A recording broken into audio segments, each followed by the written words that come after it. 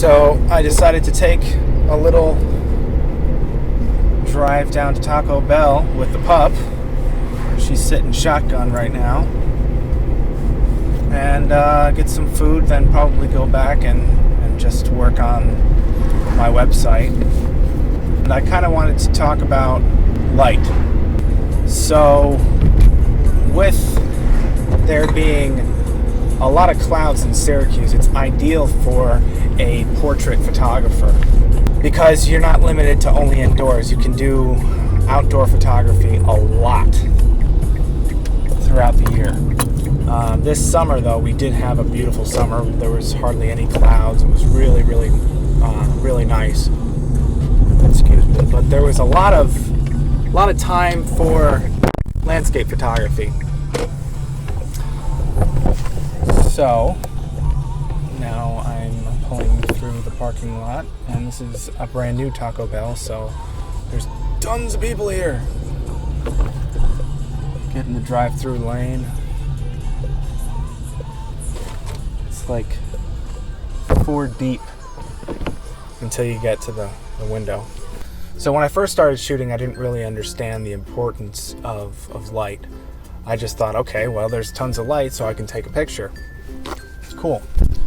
I really didn't care about the harsh shadows on people's faces, and for me, it really just didn't make any difference to, shoot under clouds or in direct sunlight.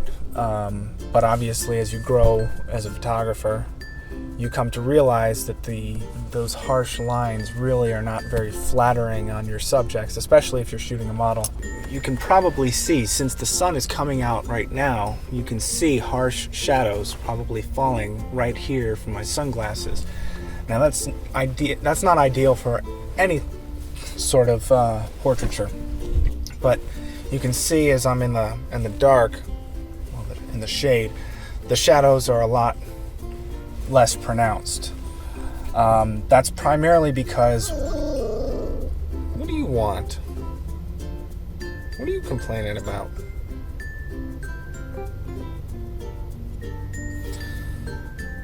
So what happens is, if you have one point of light,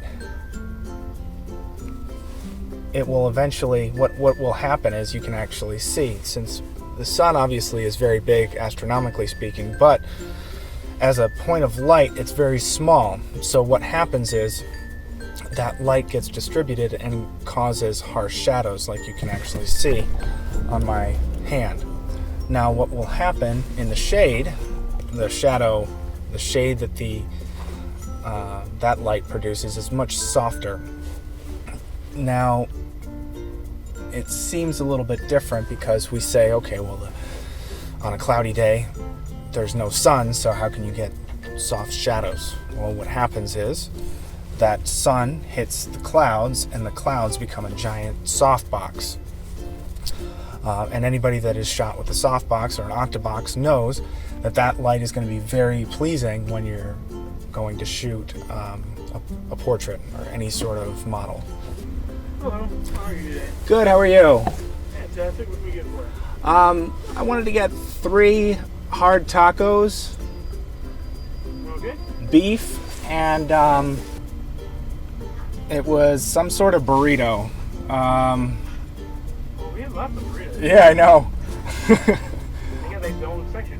Yeah, let's see. Oh, it's the shredded chicken burrito without any of that avocado ranch. Okay. And can I have 3 of those as well? I don't see one now. Perfect. I'm a fat kid Does that look today. correct on the screen? And that's going to be $12.70. Perfect. Thank you very much. You're welcome. Be cool. All right. Yeah, I'm definitely being a fat kid today. But, you know what? I don't care. Oh boy, I have to get gas. Hope I don't run out. So, if any of you have followed me before, you'll know that I like to shoot in infrared as well. I have a dedicated camera for the infrared spectrum going from 720 nanometers up. Now, some of the people out there that are very inquisitive might think, well, does this principle actually apply to infrared and UV photography? It does. So it doesn't matter what spectrum you're actually in, the properties of light do not change, which is perfect. It makes photographing that much easier. Really what it comes down to is the intensity of light that falls on the subject.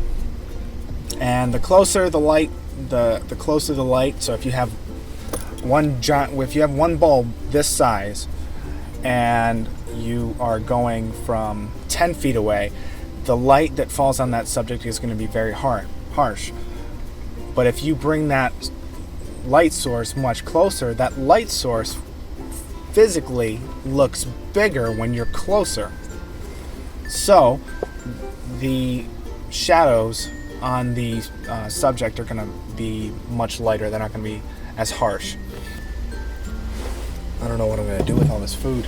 She's going to want to eat it. I'm going to have to put it down by my feet. Give it a little. These things are awesome. So if you don't want to have so much Coke or Sprite or whatever, you still like it, get one of these little things. These cans are so small. I know I'm 6'4", pretty big, so anything that I hold in my hand is going to look kind of small, but this thing is really tiny. It's 7.5 fluid ounces, or 222 milliliters. They're great little chugs. If you really just want a small gulp, because that's kind of what it is, they're perfect for me, at least. I like having just something small, because when you open up a big one, you feel guilty. You have to drink the whole thing, or you have a liter, or whatever. It's 12.70. All right. Hi. Thank you. Thank you. Come on, get back. She's got a fan base. What do you have? Mayo to fire sauce? The hottest you got. I'm a big fan of spicy. Here you go. I just want to connect you. I get that all the time. How old is he? She's about. Oh, it's a girl? Yeah, she's about maybe 3.5 months. Thank you. You too. Anytime I bring her anywhere, I just want to take her from you. Yeah, I know. Well, sorry you can't. Well, there's a little bug over there, and there's a Dalmatian sitting in the passenger seat. So now it's the tricky part of actually getting back out on the road. I hate turning left when there's no light. I think I got that from my grandpa. My mom told me when I was a kid that my grandfather never liked turning left, and I never understood why. And then finally, after having started to drive, you kind of learn, okay, turning left is a big pain. All right, that wasn't too bad. Okay. If I happen to swear here or there in my videos, I apologize. It slips out. I'll try to edit it as much as possible. I know I'll catch it when I'm actually editing the video, but if I happen to not catch it, I do apologize. I want to make this as family friendly as possible, since I have a puppy and it's about photography, and I think it'd be a nice little thing to share with everybody. Make sure you subscribe below and give it a thumbs up if you like it. And if you have any driving photography tips that you want to hear, go ahead and give me a shout out, and I'll see what I can do as far as making that happen for you in the future. I really like putting together videos, and I love to teach at the same time, and I love to drive. So combining all three things, I figure, hey, why not see what we can do from it? Maybe there's a place in central New York that you'd like to see me drive to. Or maybe there's actually a topic that you would like to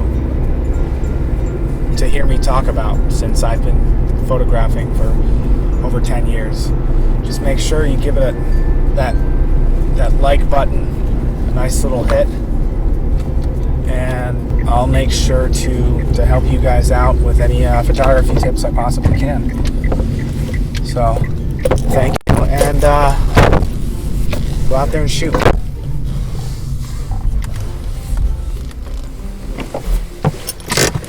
Fill up on some gas real quick.